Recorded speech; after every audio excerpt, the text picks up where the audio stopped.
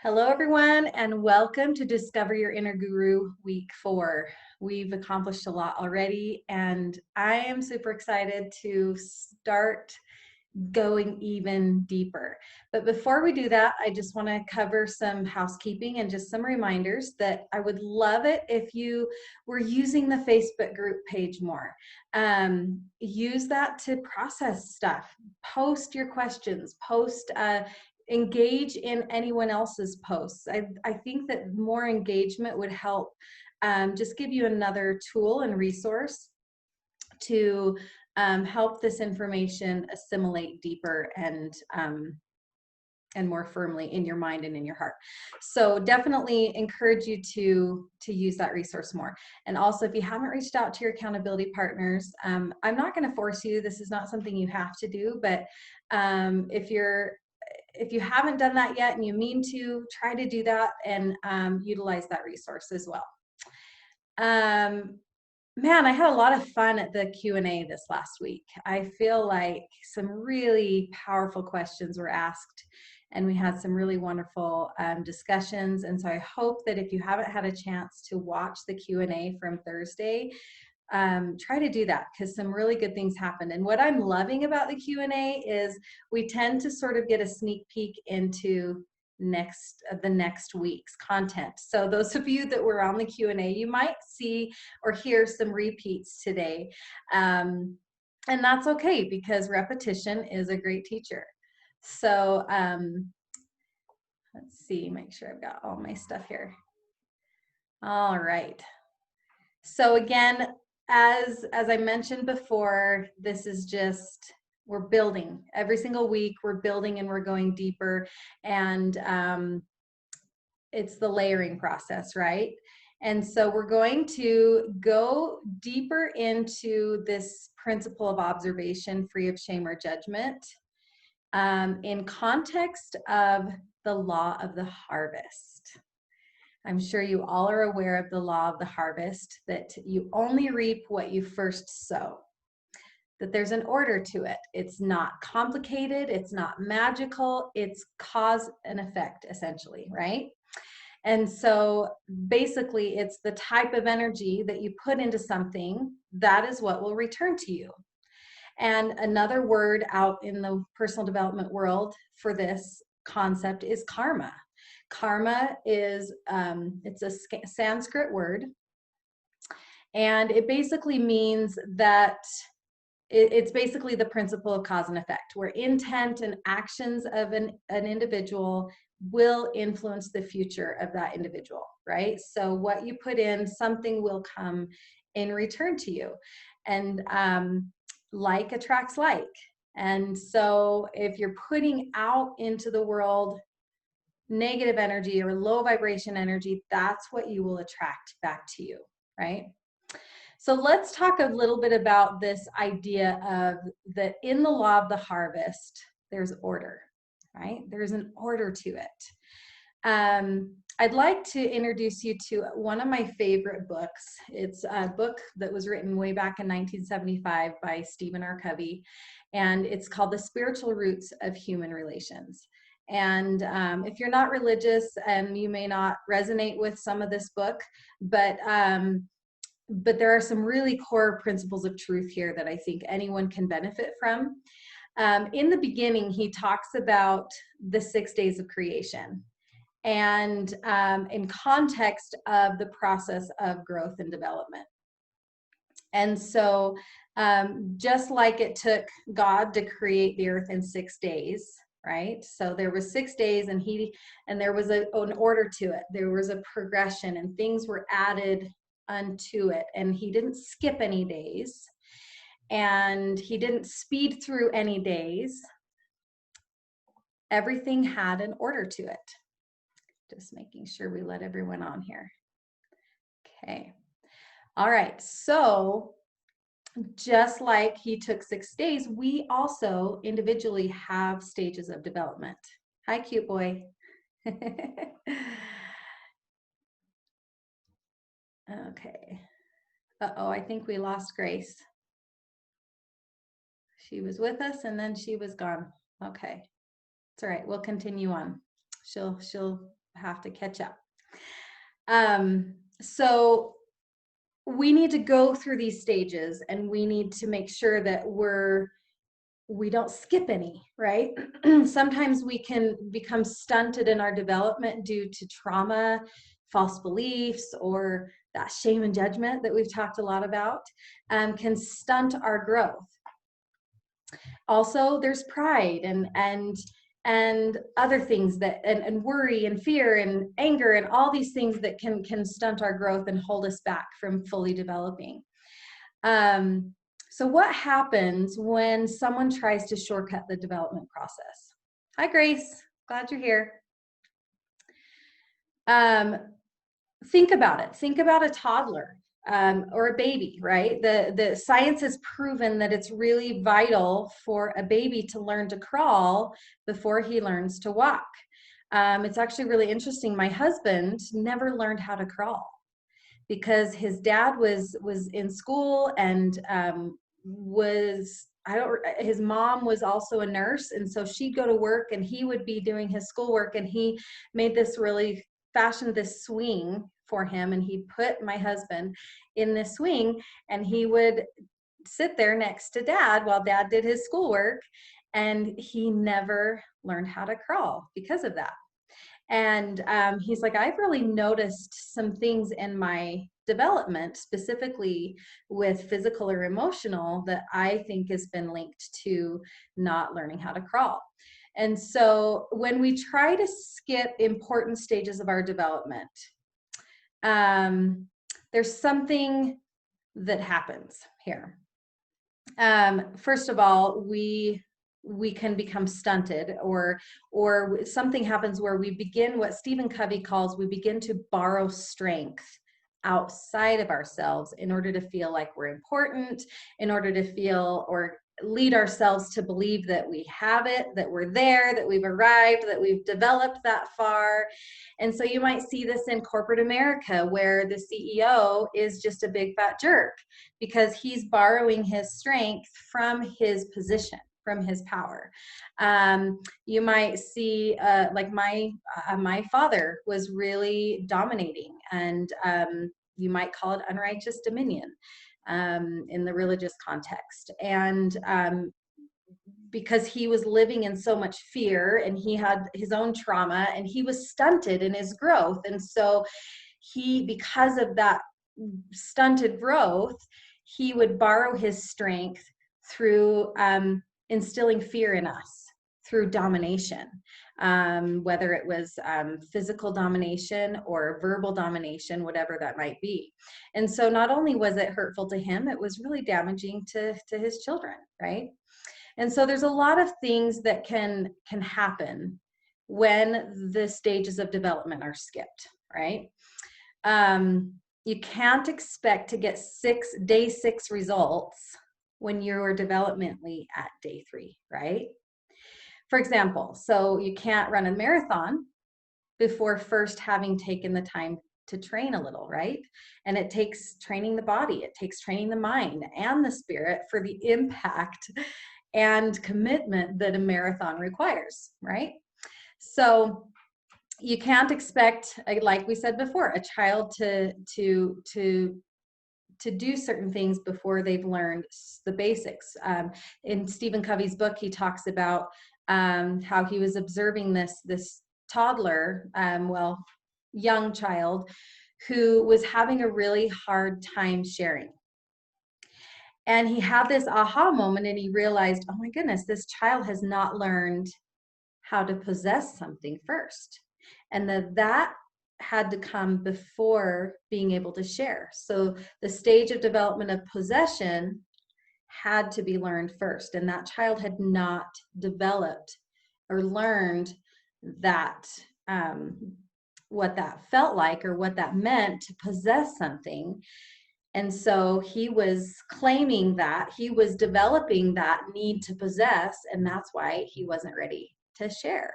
And I found that really interesting. So I think that oftentimes the shame and judgment aspect that we've already talked a lot about can hold us back from, or can encourage us to skip things or skip stages of development because we might be embarrassed that we haven't learned a certain skill yet. We might feel like, well, I'm this much old and I haven't developed this skill yet, and that's embarrassing, or I should have this already figured out, right? I'm 42 years old, I will be in November, and I should already have A, B, and C figured out. Well, I haven't learned that yet, you know, and maybe I've tried to skip some stages of development. If and I want to get to A, B, or C, then I need to go back, or if I want to get to C, excuse me, I need to go back and do A and B first. Does that make sense? All right. So, I want to talk a little bit about how this idea of borrowing strength becomes a weakness. There are 3 ways that borrowing strength becomes a weakness. Number 1, it builds weakness within ourselves. So borrowing strength from a position or authority only it reinforces our own dependence upon external factors to get things done in the future. Right? So it kind of, in some ways, creates an addiction, because addiction is a dependence, right? It's like we rely on, and it could also be a form of codependency, which we're going to talk a little bit about today as well towards the end. So borrowing strength outside of ourselves reinforces that dependence upon external factors. Okay. Number 2, it can create or build weakness in other people involved. They may learn to act or react in fear, which leaves very little room for reasoning, freedom, and growth in internal discipline. And this is specifically if you're a boss over many employees, or if you're a parent and you have children, right? If you are borrowing strength outside of yourself and from your position or your authority, you build weakness in that other person by instilling fear in them, instilling distrust even, right? And so it hurts your relationships. It really can damage your relationships. And that's number 3, where in relationships become strained. They become, fear replaces cooperation. It causes other people to be defensive and closed. And I mean, they're not going to want to cooperate if you are, if you're not earning their respect, if that makes sense. So anyway, I love how he talks about this idea of borrowing strength, and you can read it more in depth. It's in chapter 2 of his book. Again, it's Spiritual Roots of Human Relations by Stephen R. Covey. And you know, human nature convinces us that weakness is bad, weakness is wrong, right? And so it totally is normal that human nature would have us borrowing strength outside of ourselves, or to try to convince ourselves that we are living at a higher level than we've fully developed. We've actually truthfully developed it. And so what's the truth? This is going to be something I'm going to hammer over and over again, that vulnerability is power, right? We already talked about this last week. Just a reminder, vulnerability is power. And if you can get it into, write this upon your heart and remember that vulnerability is power, because ultimately it leads to lessons learned, and knowledge is power, right? Okay, so let's talk a little bit more. We did address transparency and honesty last week, but I want to discuss transparency and honesty in regards to the law of the harvest, in context of the law of the harvest, okay? Why can it be difficult to be fully honest and transparent? We've kind of already, just think about that for a second. We've kind of already talked about this. Does anyone want to share? Why is it most difficult, do you think, to be fully honest and transparent with yourself? And you can go ahead and unmute yourself if you care to share.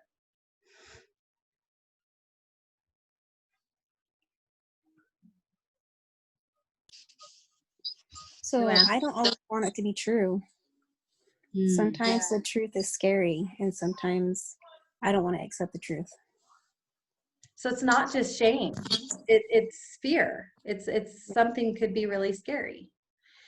And thank you for sharing that, because remember how I talked about the metaphor I give of the scary monster locked in the cellar?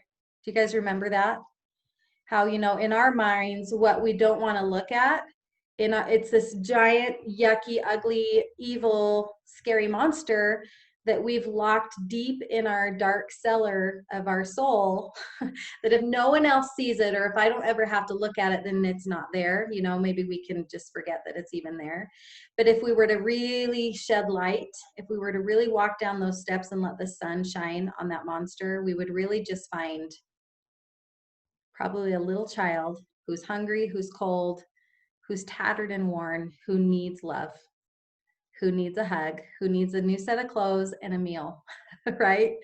And that we might be scared of those things, but really reminding ourselves that the truth always sets us free, right?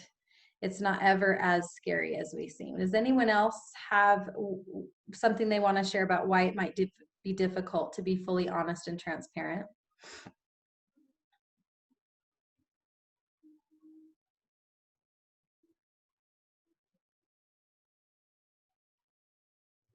So in this fear, right, or in this shame or this embarrassment, what happens? What happens when we're too afraid or embarrassed to see things as they really are? These are some things, some consequences of that. Things get stuffed. They get brushed under the rug. They get shoved away in a tiny little box. And we talked about this already last week, was this idea of living in an alternate reality, right? All our words, our thoughts, and our actions cater to this alternate reality. And if we live in there for too long, we can completely lose touch of who we are and what's really true. So we end up confused.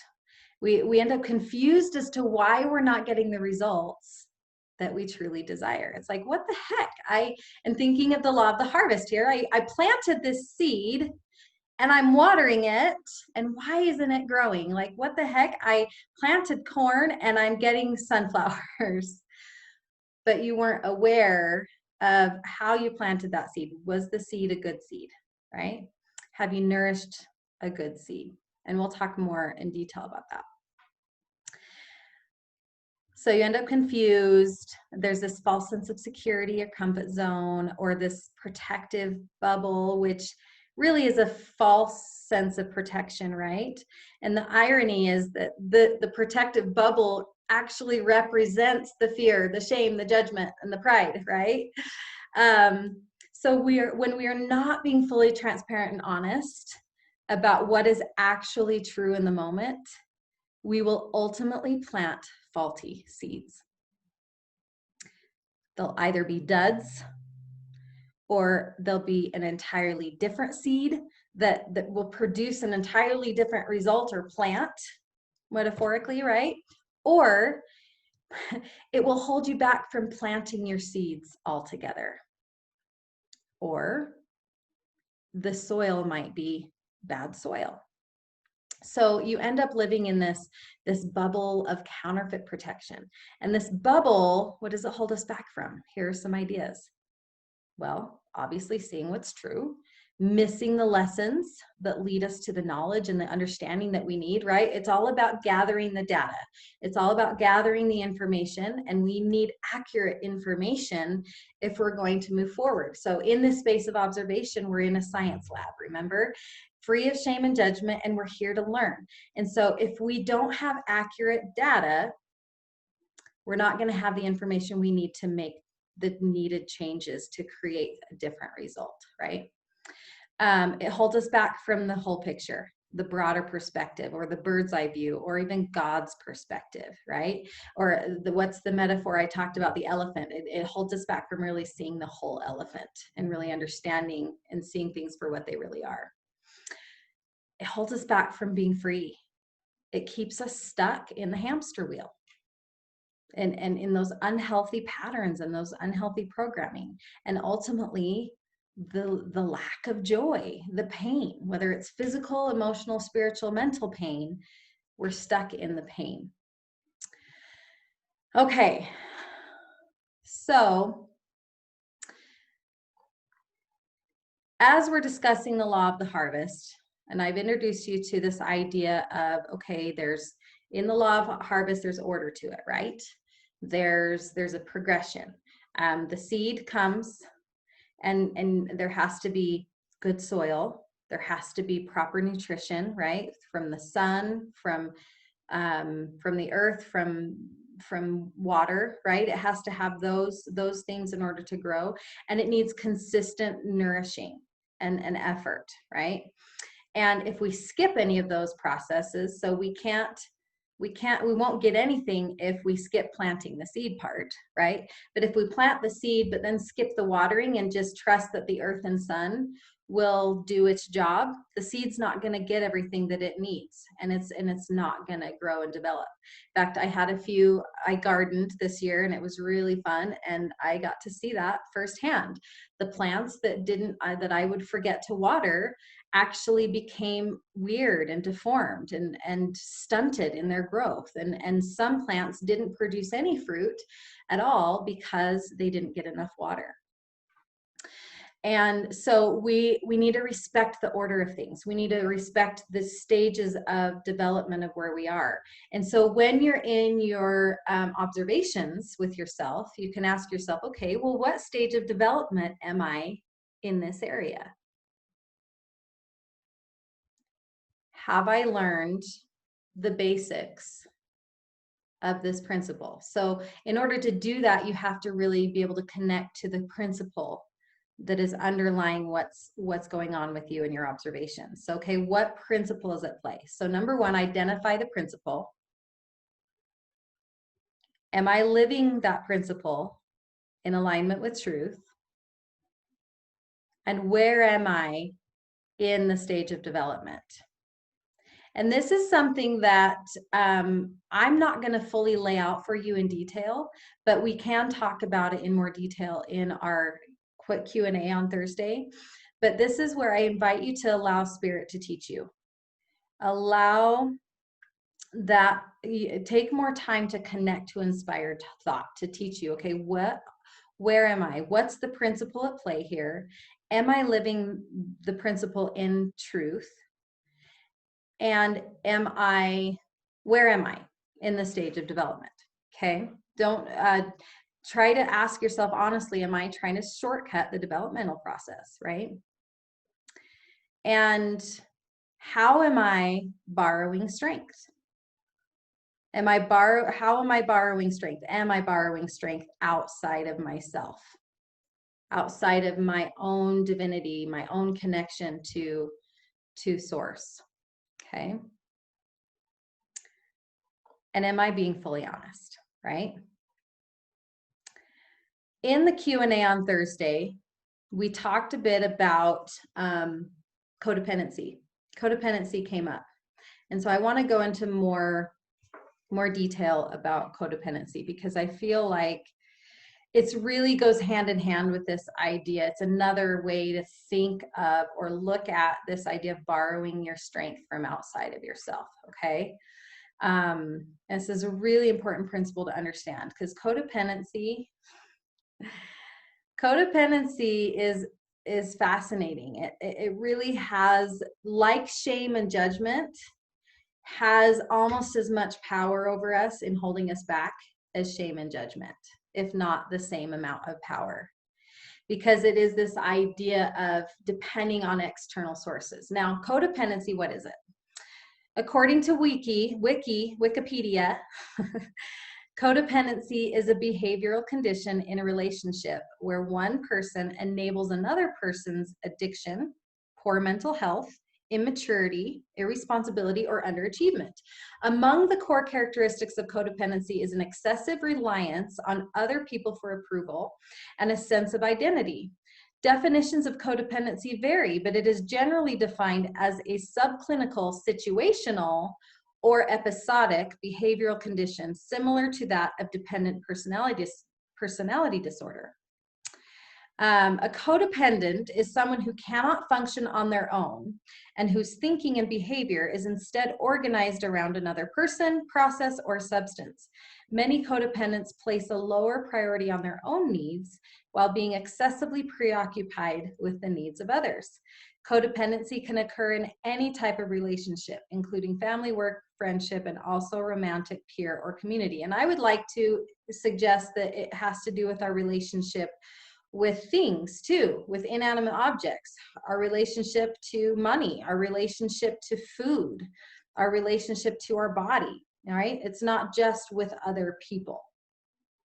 So my definition is a lot shorter and a lot simpler and covers a pretty broad spectrum because it really is a spectrum. So this is my definition. Are you ready? My definition is codependency is anytime someone's happiness or an individual's happiness, joy, or peace is dependent on external influences. That's it. So it's basically another way of saying anytime someone is borrowing strength outside of themselves. Or attaching, I guess it's sort of another aspect of borrowing strength where they're attaching their worth, attaching their life's meaning, their happiness, their joy to other people, to their circumstances, anything outside of themselves. And a lot of those things are oftentimes out of our control entirely, right? So that's really fascinating to me that codependency is one of those things that is so rampant. And so, I mean, every single human on the planet has some level of codependency because it's human nature. It's how human nature functions, right? And we are here on this earth, I believe, to learn how to overcome those natural tendencies with love, right? And nourishing, as we've talked about in previous weeks. We learn how to feel it. We learn how to love what is. By loving what is, we see the truth of what is. Therefore, we gather the information and the data that we need that's based in truth, so then we can shift into a higher way of being. Then we can develop and master skills of being that we can develop the next level, go to or complete the next level of development within ourselves, right? So anytime someone's happiness is dependent on external influences. So does anyone want to, I don't know, I'm just wondering, does anyone relate to this? As I'm talking about codependency and this idea of borrowing strength, has anyone observed that yet in their observations? Has anyone observed this, had an aha moment about, okay, oh, I'm allowing someone else's behavior to determine my happiness right now? Has anyone had an experience with that yet in their observations?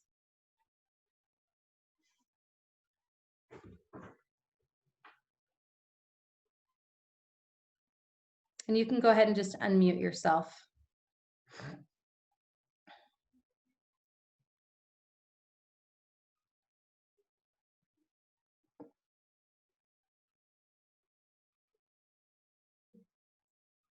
Okay, well, I'm going to share something then, because I had something come up for me just in literally the last 2 days. So I don't know if any of you have been watching my Facebook posts, but I posted something on Friday about, yeah, I think it was Friday, about seeing some growth and some shifting in regards to scarcity and my relationship with money. And that's been something that I've been really focusing on this year, to have a better relationship with money, because money is just energy, right? It's just a resource. And I have put a lot of negative energy onto money in the form of scarcity, right? And I've come a long way. A lot of things have shifted for me. But what's so interesting is, I don't know if any of you have noticed this yet, or you will notice this, I promise, that as you shift to the next level up, the next level to shift to will be presented to you like really soon. And that was really interesting because like Friday I was like, wow, you know, I kind of have this feeling of I've arrived into a new place that I haven't ever experienced with understanding abundance in God's perspective, or what I am beginning to learn about how he sees abundance, and how as I'm shedding the scarcity, I'm learning. And so I had come to this level that I felt like, oh, this feels really good. Like I can tell that I've really shed a lot of the scarcity. And then I go to this conference on Saturday, which was the first time I've ever been to, in a long time, not ever, in a long time that I've been to an energy healing conference or a personal development conference of any kind where I wasn't presenting, facilitating, bending, or putting on the whole thing. It's literally been years. And so it was really nice to be able to just go and learn. So as I'm learning, I, beginning of the day, set an intention, okay, I'm just going to observe what comes up for me throughout the day. Well, this lady gets up, and it was actually a lady who was a speaker at an event that I've actually was an MC at a couple of years ago. And so I knew her, and we had connected and become friends at that event. And what she was speaking about was hitting home so hard. And it basically like blew myself off the, I don't know if it was a pedestal, but kind of like knocked me down a few notches, because and it's okay. It was okay because I just was barely feeling some accomplishment with this. And then it just blew open the next layer, the next level up of understanding with scarcity.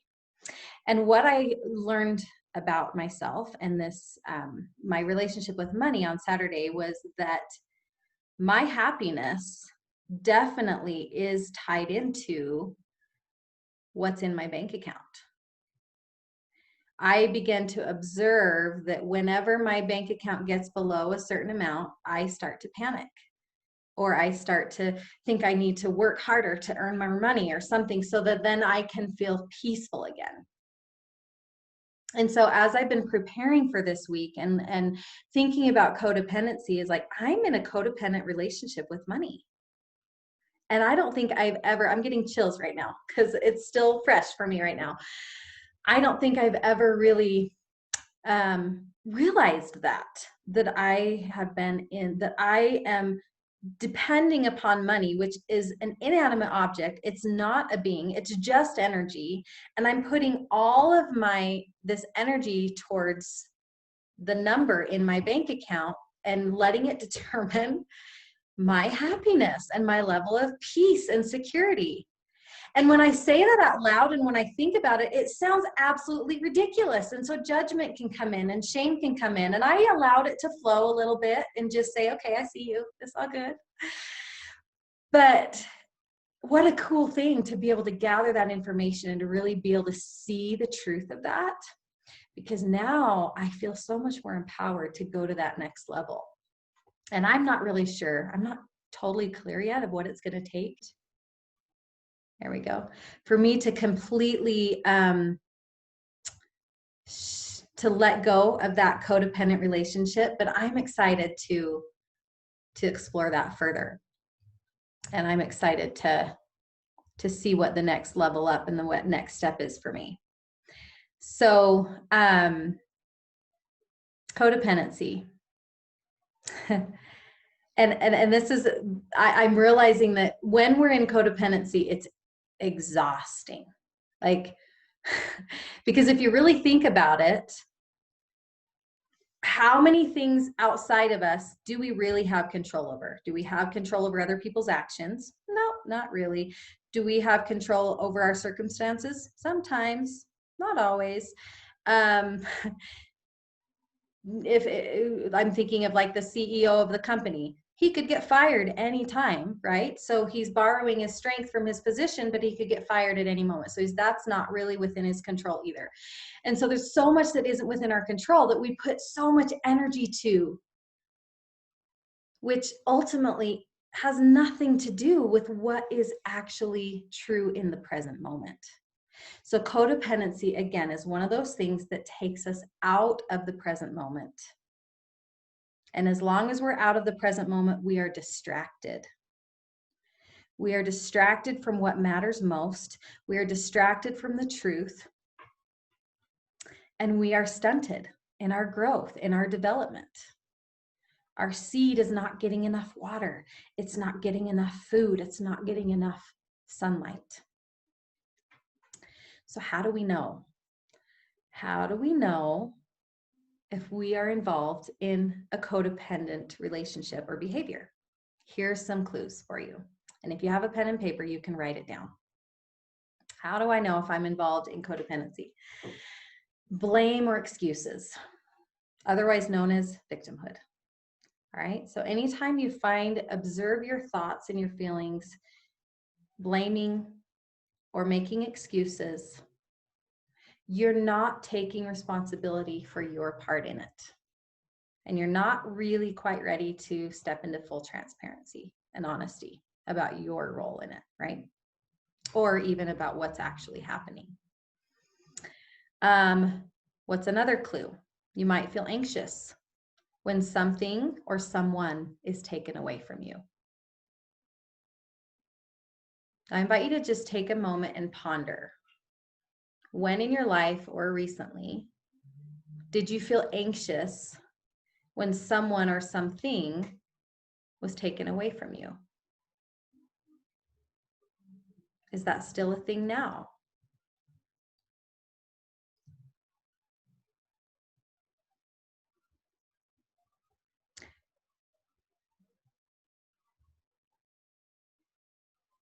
Go ahead and write it down if something comes to mind.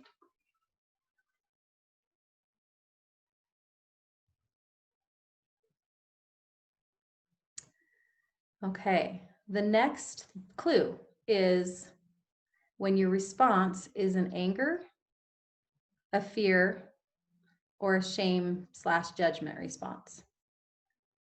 So if you find yourself judging another person or judging or shaming yourself, if you respond in anger, if you respond in fear. So when your response is based in anger, fear, or shame and judgment, that's how you know you're in some level of codependent behavior or relationship. All right, the next clue is a need to control. If you have an urge to somehow gain control over another person or the situation, and you find yourself acting from that motivation of control rather than being in a space of love. So I invite you to connect with that for a minute.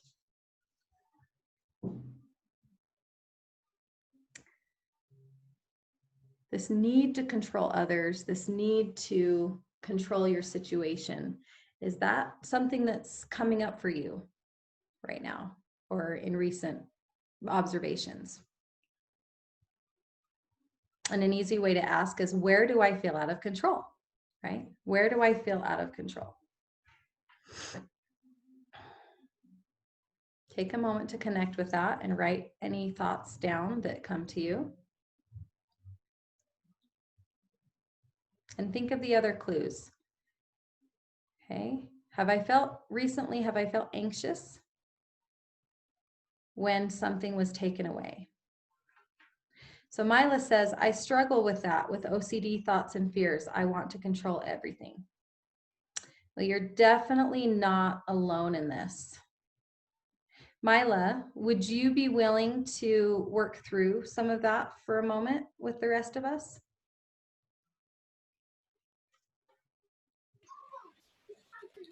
Sure. Let me go into the other room real quick, just because my son. One second. No problem.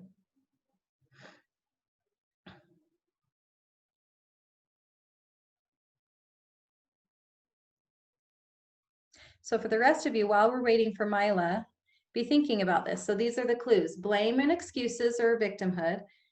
You feel anxious or fearful or upset when something or someone is taken away. You're responding in anger, fear, or shame and judgment, or you have a propensity to control, an urge to control the person or the situation. So just write down any observations you might be having.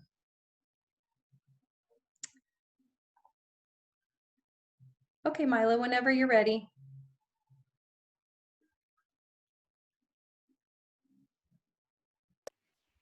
Okay. Thank you for being willing to do this with everybody. I know that it's requires you to be a little vulnerable.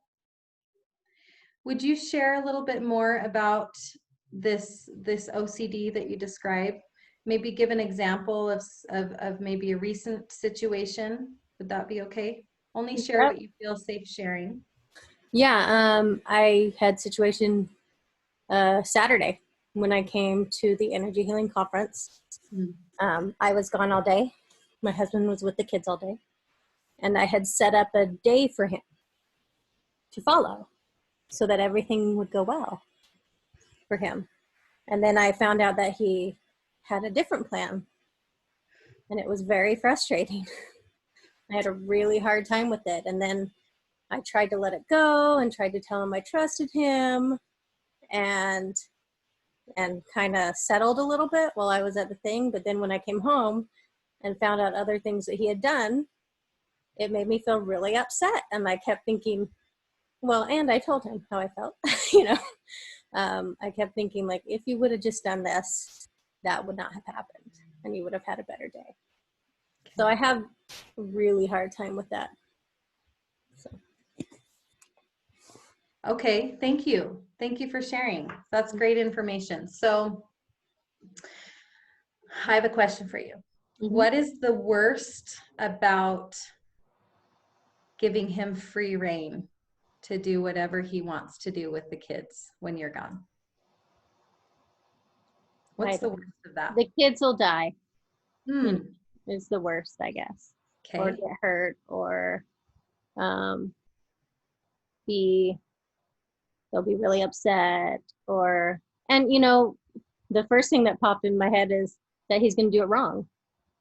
Oh, okay. What's the worst part about him doing it wrong? I think the same things, that he won't get the results that I get.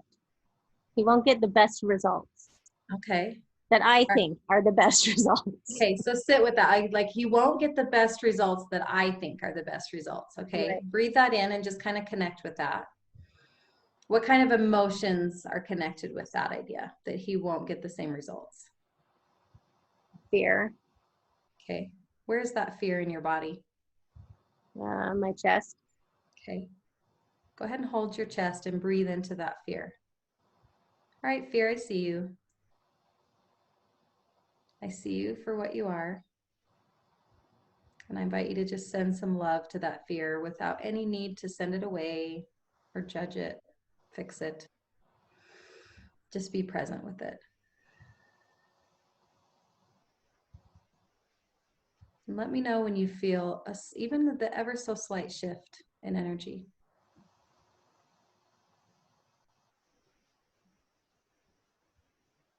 Yeah, I feel a little one. Okay.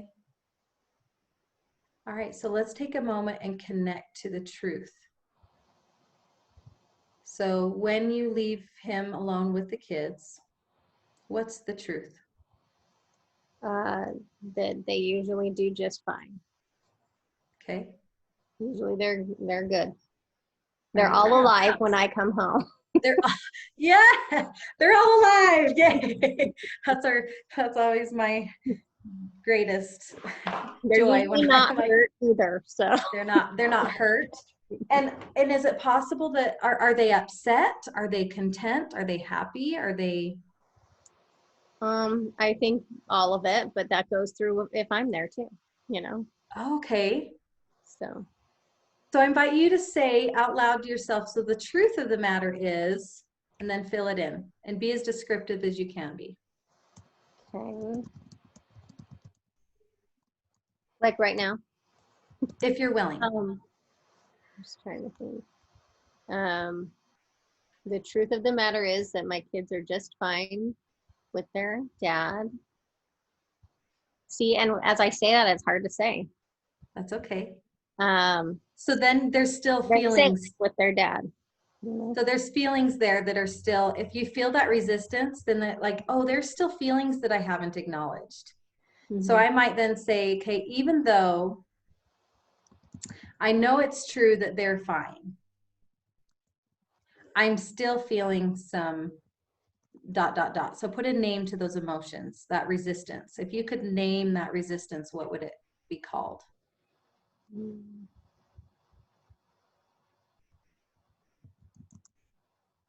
I don't know. Fear, distrust. Where do you feel the fear and distrust? In my chest. So, Okay. Anywhere else? my neck and shoulder, Okay. one shoulder. See if you can be more, see if you can be even more specific. What is that where the distrust is? Or is the distrust and fear kind of wrapped together in one package? I think they're probably wrapped together. Okay. Because I do trust him. I tell him that all the time. He says, no, you don't. I don't trust the circumstances. Mm. I don't trust what you're going to do with the circumstances. But I trust you, or I wouldn't leave you alone with the kids. And when he says, there's a clue here for you. When he says, no, you don't, he's received a message from you. He's hearing a different message than you're verbally saying. Yeah. Mm. So somehow your energy and what the beliefs inside of you that haven't been resolved yet and fully loved and really seen, we haven't quite gathered all the data yet that we need in order to get the clarity that we need to move forward. And so let's connect with this distrust a little bit. So fear and distrust go hand in hand, you said. Mm-hmm. So what is the number one thing that's holding you back from trusting someone other than yourself? Fear. Okay. What are you afraid of? Everything. Everything? A lot. I have OCD, so I'm afraid and worried about Sure. so many things. I mean, I've worked on it the past years and it keeps getting less and less, but they're still there. I get OCD. I have an 11-year-old with OCD. Mm-hmm. So I totally get it. Okay, so let's build a foundation. Let's start to build a foundation of truth. And this is how we do it. We gather evidence. Okay. We gather existing evidence of what is true. Okay. So let's gather evidence that you actually do trust or can trust your husband with the kids. Okay. Be as specific as you can. What evidence do you have that he is trustworthy? Well, they're alive and usually not hurt. So, That's a good start. but I don't think I always trust him to keep them alive though. So,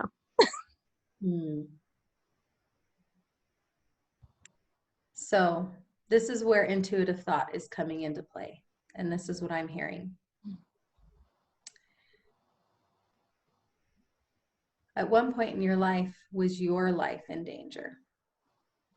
Did you believe that your life was in danger and you were completely out of control of the circumstances, so much so that you believed that you could possibly die? yes, a couple times. Okay. So connect with those couple times, those memories. Which one speaks to you loudest? So focus on one first and kind of breathe it in. Connect with the response that you get in your body, that you get emotionally.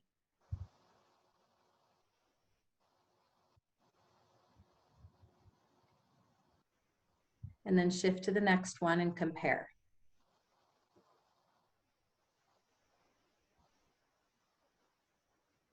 And I think the biggest one is an earthquake. It was an earthquake when I was young. Okay, how old were you? I think about 7. 7. Okay. About there. It could have been a little bit younger. Let's first address 7-year-old Mila's fears and beliefs. Okay. Channel your 7-year-old self, and you're going to observe your 7-year-old brain and how your 7-year-old brain perceived what was happening. Go ahead and give your 7-year-old a voice for this trauma. What feels real to your 7-year-old self? Scared, I might die, get hurt. I actually stayed under a table for 7 days. Wow. I just got chills when I felt the magnitude of the impact this experience had on your brain. My dad says I wasn't afraid of anything until then. Consider the possibility that OCD is connected to this trauma. And when you can heal this trauma in your brain, in the neural pathways of your brain, that you don't have to be subject to that OCD anymore. Consider that possibility. So because of interest of time and what I still want to cover, I would like to give you an invitation of where to go from here. Okay. Set aside a time to be and sit with your 7-year-old self. Second thing is to call in reinforcements, call in support. You know how to do that, right? Whether it's heavenly help, whether it's a trusted listener, someone physical or someone spiritual, okay? And you can even be the support. You can be the person supporting your 7-year-old self, okay? And then from then on, just simply ask your 7-year-old self, what do you need to feel safe, to know that you are okay, and minister to your 7-year-old self. Listen to what she says to you and do that. Do that in spirit. Do it energetically. Whether it means wrap her up in a blanket and hold her and just tell her over and over again, you're safe, you're good, because you didn't have someone there talking you out of trauma brain. And so for 7 days, your trauma brain was being completely reinforced day after day after day, because there wasn't someone there who was trained to say, Mila, come back to the present moment. You're safe, you're good. Like a paramedic would say to someone in shock, right? They talk them down. They say, breathe, right? So you might even tell your 7-year-old self, okay, breathe, Mila. You are loved, you are safe, you are secure. And guess what? You grow up and you have a family. Okay, tell her about her life that she's going to live. Give her the evidence of the future that has already happened. Do you understand? Yeah. Okay. And then you will feel a shift in the energy, either in your mind's eye or just a knowing, a mental, just a knowing within you that she has come to a space of like homeostasis or completion. And then just because energy moves with intention, your intention to say, okay, Mila, come home. And you can just do that with, all right, come home, and you can visualize yourself giving her a hug and having her energetically, that part of your spirit needs to come back into your current present body in this moment. So inviting her to integrate. Does that make sense? Yes, it does. And then observe how you do in these situations where you feel out of control, and see how different that is for you. Okay. Thank you so much for being willing to share that with us and participate. So as we wrap things up, my friends, I'm going to review the parable of the sower found in Matthew chapter 13 in the New Testament. Here are the bullet points. A man went out to sow grain. Seeds fell on the path. The birds ate it, right? Then some seed fell on rocky ground where there was little soil. The seed soon sprouted, but when the sun came up, it burnt the young plants. Then some seed fell among thorn bushes, which grew up and choked the plants. And then some seed fell on good soil, and the plants produced corn. So in context of what we're talking about in Guru, and the law of the harvest. The seeds that fell on the path that the birds ate could be related to when we hear the truth, but either we can't recognize it because we're living in an alternate reality, because we're not ready to be honest with ourselves and fully transparent, or we're completely ignoring it because we're in shame, pride, fear, any of those things. And so we're not really able to see. And then that seed will be swept up, okay? Or we're borrowing strength, right? What we talked about today. The seed that fell on rocky ground where there was little soil, kind of it represents to me the enthusiastic person who it's like, all right, I'm going to do all these changes, and they want to go big or go home, but then they lack the consistency, the follow through. And so there's that initial enthusiasm, and maybe you try to bite off more than you can chew. Or again, it might be another way that we borrow strength outside of ourselves, or we try to skip a step of development. And that seed will sprout, but then it will get burnt in the sun because it lacks the follow through. And then the seed that falls among the thorn bushes and we're choked out by the thorn plants. That could be us when we're in suppression. Yeah. When we don't allow for that initial step of loving what is, when we don't allow for ourselves to really feel things to the point, because Mila, as you observed, we maybe skipped to finding the truth too soon because you could still feel the resistance as you were speaking the truth. Like you cognitively understood the truth, but you could still feel like, oh, that's hard. And that meant we needed to back up a little bit, and we need to get to the root of those emotions that were still trying to be heard and understood. And we found them with your 7-year-old self trapped under a table for 7 days from fear, right? Wow. And if we don't take the time to look at those things, that seed will get choked out. The opportunity that we had in that moment to actually plant a good seed and create a new neural pathway in the brain is lost because we're tossing it to the side, or we're not giving it the full acknowledgement and time that it needs. So my friends, as you are observing, as you're learning these skills, planting a good seed requires you to hear the truth, requires you to see the truth, requires you to know the truth in your heart, and requires you to live it. And remember that it takes time. It takes patience to develop a new skill. And it requires love. Remember, the very first principle we talked about is loving things as they are, where they are. And that's so essential in each stage of development. If you can just love and accept yourself for where you are in that current stage. So Mila, for you, there's a part of you that didn't develop past age 7 because a part of your spirit was trapped in trauma. And so as long as that trauma exists in the neural pathways of your brain, you cannot progress past the challenge of OCD. But now I see so much hope for you to progress because you're taking the time now to really look at that and to heal that spirit wound, I call it, or soul fracture is another word.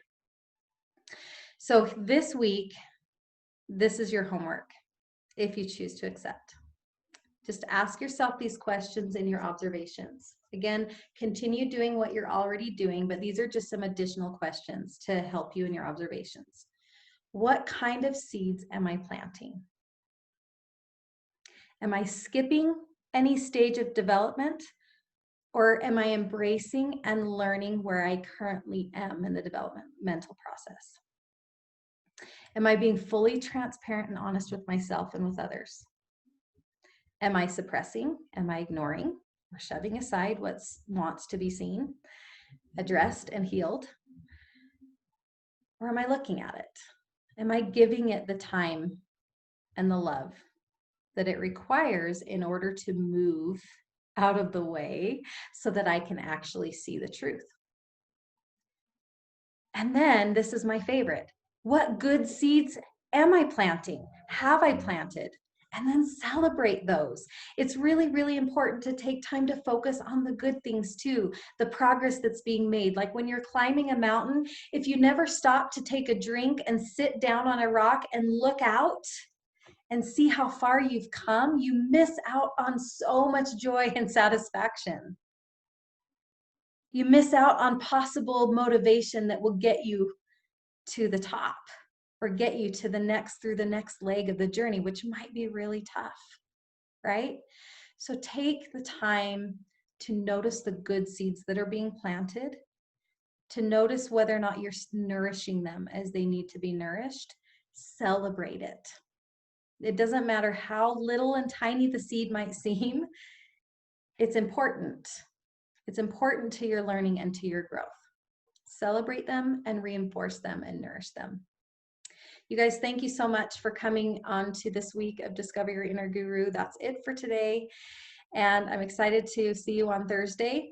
Come with your questions. Again, if you want your questions answered sooner than Thursday, get on the Facebook group and ask them, and let's engage before then. Yeah, I think that's it. Does anyone have any questions before we wrap up?